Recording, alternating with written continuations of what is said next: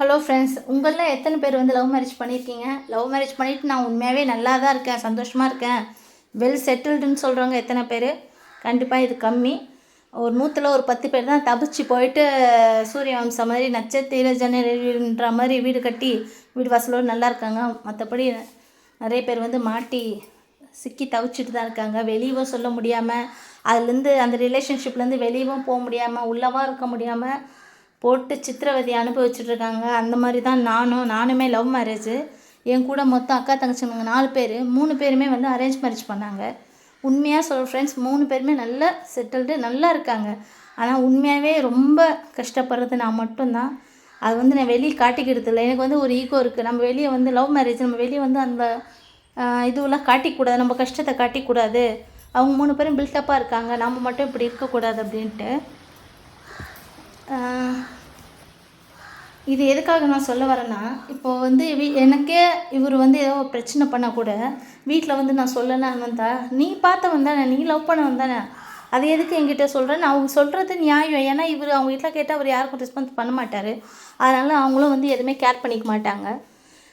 இப்போ எனக்கு ஏதாவது பிரச்சனை, பணமே கஷ்டம்னா கூட என்னால் மற்றவங்ககிட்ட சொல்லிக்க முடியல. அவங்க 3 பேர் அக்கா தங்கச்சிங்க ஷேர் பண்ண மாதிரி பண்ண முடியல. அந்த ஈகோ, நீ லவ் மேரேஜ் உனக்கு என்னம்மா, அவன் எல்லாத்தையும் எடுத்து வந்து கொடுப்பான் அப்படின்ற மாதிரி பேசுவாங்க. நானும் தலையாட்டிட்டு போவேன்.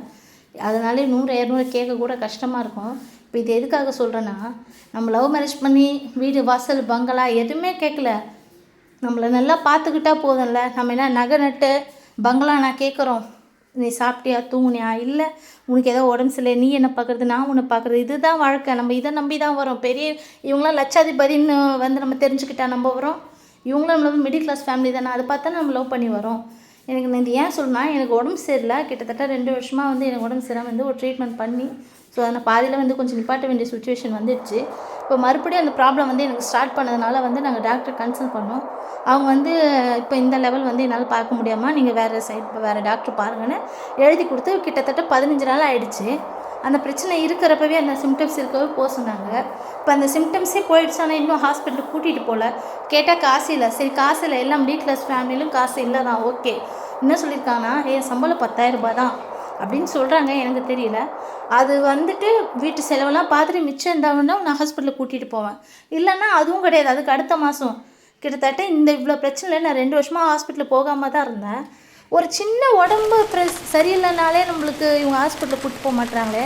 அப்புறம் இவங்களாம் என்ன நம்மளுக்கு லைஃப் பார்ட்னர்? நம்ம என்ன கேட்குறோம்? நம்ம உடம்பு சரியில்லை, அதை கூட கூட்டிகிட்டு போகலாம். அப்புறம் இவங்களாம் நம்மளுக்கு எதுக்கு சொல்லுங்கள்? ஏன் இந்த வாழ்க்கை இப்படி தான் தோணுது? அம்மாக்கிட்டேயும் ஹெல்ப் கேட்க முடியாமல், அக்கா தங்கச்சிக்கிட்டையும் கேட்க முடியாமல், அவங்கக்கிட்டலாம் ஈகோ கட்டிட்டு கேட்டாலும் யாராவது ஹெல்ப் பண்ணுவாங்களான்றதும் ஒரு டவுட்டு தான். கண்டிப்பாக பண்ண மாட்டாங்க இப்போல்லாம். நான் அப்படியே மறைமுகமாகவும் எங்கள் வீட்டில் சொல்லி பார்த்தேன், உடம்பு சரியில்லை, கொஞ்சம் சேலரி வரல, அதனால போகலன்ட்டு. ஆனால் அதை பற்றி காதில் கூட வாங்கிக்கல. நம்மளை பார்த்துக்க வேண்டிய இவங்களே வந்து நம்மளை கூட்டிகிட்டு போகலன்னா நம்ம யார்கிட்ட கேட்குறது சொல்லுங்கள்? இது லவ் மேரேஜு அதெல்லாம் நான் வேஸ்ட்டு சொல்ல மாட்டேன். நல்லவங்களாம் இருக்காங்க, அது வேறு. இந்த மாதிரி வெளி தோற்றத்தை பார்த்துட்டு தயவு செஞ்சு ஏமாந்து வராதிங்க. பின்னாடி இதெல்லாம் இருக்குது, இதெல்லாம் நீங்கள் வந்து ஃபேஸ் பண்ணணும். என்னால் முடியும்னா பண்ணுங்கள். முன்னாடி லவ் பண்ணுறப்ப எல்லாத்தையும் பேசி தெளிவாக புரிஞ்சு வச்சுக்குங்க. அப்புறம் பின்னாடி கஷ்டத்தை சொல்லவே முடியாது. இதை நானான்னு கூட நான் நினைக்கிறேன். நான் இவ்வளோ கஷ்டப்பட்டதே இல்லை, எங்கள் அப்பா அம்மா கஷ்டப்பட விட்டதில்லை. நானே கூட என் தேவைகளாக நானே வேலைக்கு போய் என்னை பார்த்துக்கிட்டேன். இன்றைக்கி ஒரு ரூபா கூட பிச்சைக்காரியை விட மோசமாக நினைக்கிறேன். எனக்கு என்ன சொல்கிறதுனே தெரியல. ஈவன் எனக்குன்னு ஃப்ரெண்ட்ஸே கிடையாது. நான் தான் சொல்லியிருக்கேன்ல, எந்த ஃப்ரெண்ட்ஸ் எதுவும் கிடையாது. யாருக்கிட்டையும் வீட்டில் அப்பா அம்மா கிட்டே, அக்கா தங்கச்சிக்கிட்டே, யார்கிட்ட எங்கள் அப்பா இல்லை, யார்கிட்ட ஷேரும் பண்ண முடியல. என்ன சொல்கிறது?